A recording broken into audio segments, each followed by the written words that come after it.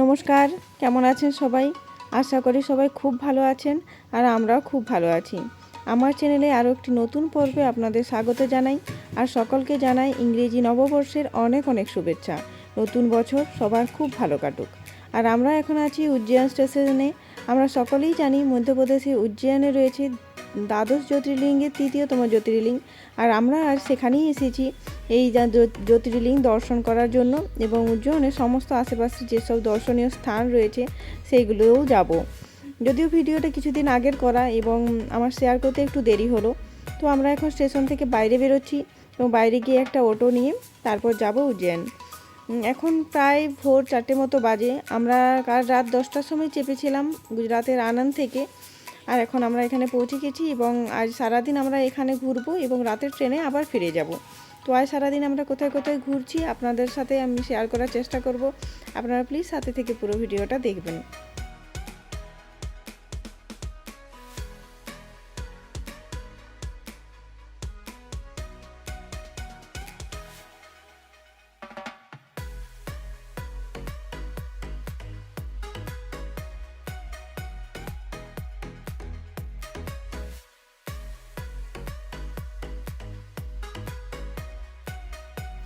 তো আমরা একটা অটো পেয়েছি এবং অটোওয়ালা যিনি অটোর ওনার, উনি আমাদের বলছেন যে ওনার অটোতে গেলে উনি ভালো হোটেলও পাইয়ে দেবেন। ওখানে হোটেলের সাথে ওনাদের ভালো পরিচিতি আছে। তো আমরা ওই অটোটাই নিলাম। তো চলুন এখন যাই।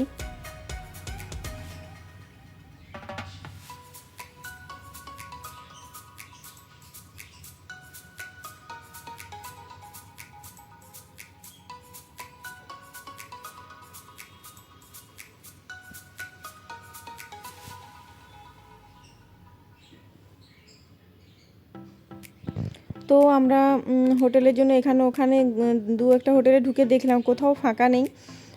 তো আবার অন্য জায়গায় অন্য হোটেল দেখার জন্য যাচ্ছি। 4-5টা হোটেল তো দেখা হয়েই গেল এখনও পর্যন্ত।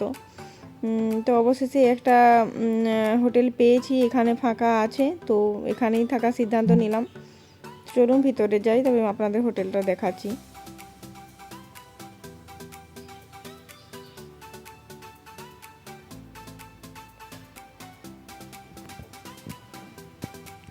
তো মোটামুটি ঠিকই আছে। আমরা যেহেতু রাতের বেলা থাকবো না, শুধুমাত্র দিনটুকু থাকার জন্যই, তার জন্য ঠিকই আছে। তো এটাই আমরা নিয়ে নিলাম।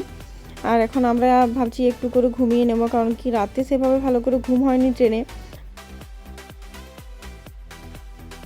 একটু একটু করে সবাই ঘুমিয়ে পড়েছিলাম। তারপর সকালবেলায় উঠে স্নান টান করে আর এখন চলে এসেছি মন্দিরের সামনেই একদম। এখানে ফুল প্রসাদ সবই পাওয়া যাচ্ছে, এখান থেকে নিয়ে নিচ্ছি। তারপর চলে যাব মন্দিরের ভেতরে। তো ওরা বুঝিয়ে দিচ্ছে কোথায় কী করতে হবে। তো ফুলের একটা ডালিও দিয়েছে সাথে, এটা পুজো করে আসার সময় মন্দির থেকে তখন এখানে এটা ফেরত করে দিতে হবে। তো চলুন এটা নিয়ে এবার ভেতরে যাই।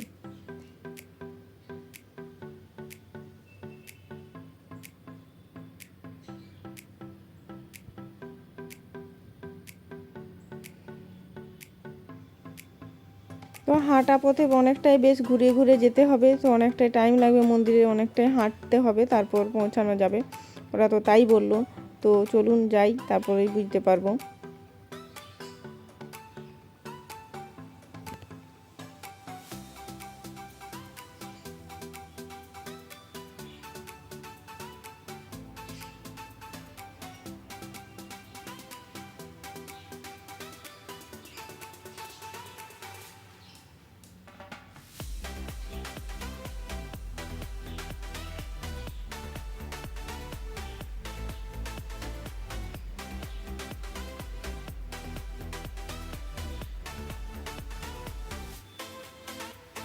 আর এখানে আরেকজন অটোওয়ালার সাথে দেখা হলো, উনি আমাদের একটা কার্ড দিলেন ওনার, এবং উনি বললেন যে ওই যে আশেপাশে কালভৈরব মন্দির এবং মঙ্গলনাথ মন্দির বা আরও যে মন্দিরগুলো রয়েছে সেগুলো উনি দর্শন করিয়ে দেবেন। অটোতে 500 টাকা লাগবে।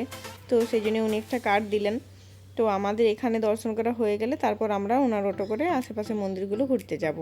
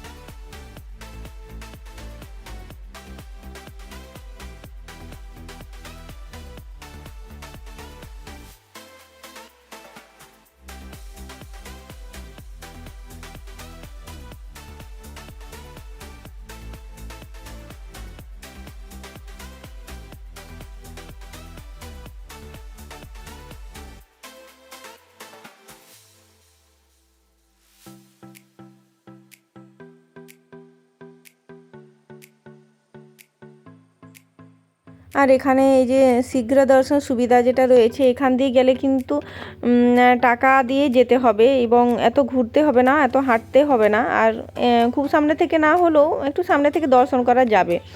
আর যেটা দিয়ে সবাই যাচ্ছে সেটা অনেকটাই হাঁটতে হবে, ঘুরে ঘুরে অনেকটা যেতে হবে। ওখান দিয়ে গেলে ওটা ফ্রি, ওটা টাকা লাগবে না। তো আমরা সবাই হেঁটে হেঁটেই যাব ভাবছি, ফ্রিতেই। তো চলুন যাই।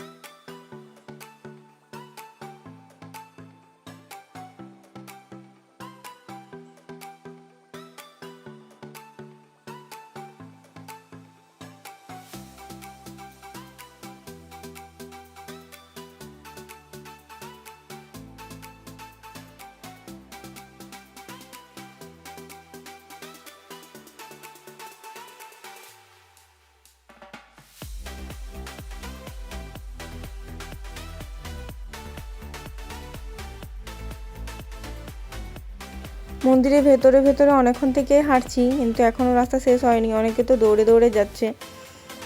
তো চলুন দেখা যাক আর কতটা যেতে হয়। আর এখানে কিন্তু ফোন কোথাও জমা নেয়নি, ফোন আমাদের সাথেই রয়েছে।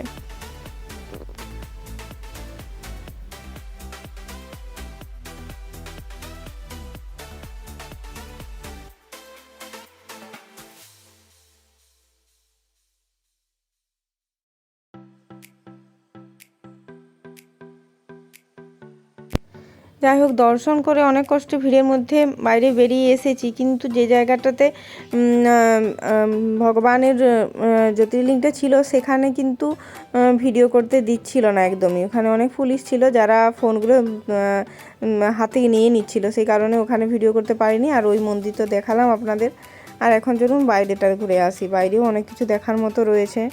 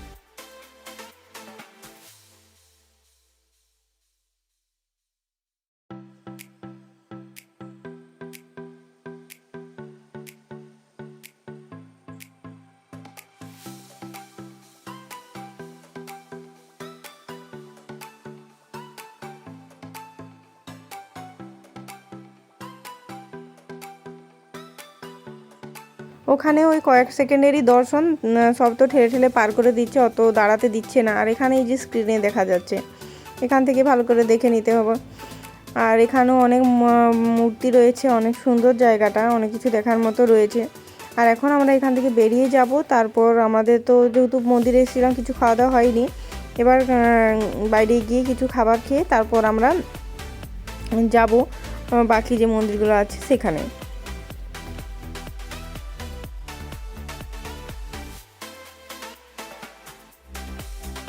আর এখন এসেছে কাল ভৈরব মন্দির।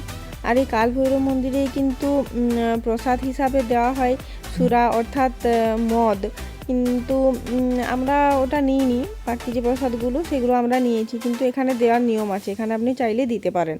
আর এখানে তো দেখতেই পাচ্ছেন প্রচণ্ড লাইন, প্রায় 2 ঘন্টা থেকে এখানে দাঁড়িয়ে আছি। কখন যে মন্দিরের সামনে পৌঁছাতে পারবো জানি না। তো চলুন, তো অনেকক্ষণ লাইন দেওয়ার পর অনেক কষ্ট করে মন্দিরের সামনে অবধি আসতে পেরেছি। তো সামনে ফোন নিয়ে যেতে দিচ্ছে না, চলুন দর্শন করে বাইরে বেরিয়ে আসি। আর এই মন্দিরের বাইরে এখন বেরিয়ে এসেছি। আর এই কাল ভৈরব মন্দিরে কিন্তু প্রসাদ হিসাবে সুরা অর্থাৎ মদ কিন্তু দেওয়া হয়। চলুন তারপর যাই। আর এখন এসেছি গড়কালিকা মাতা মন্দির।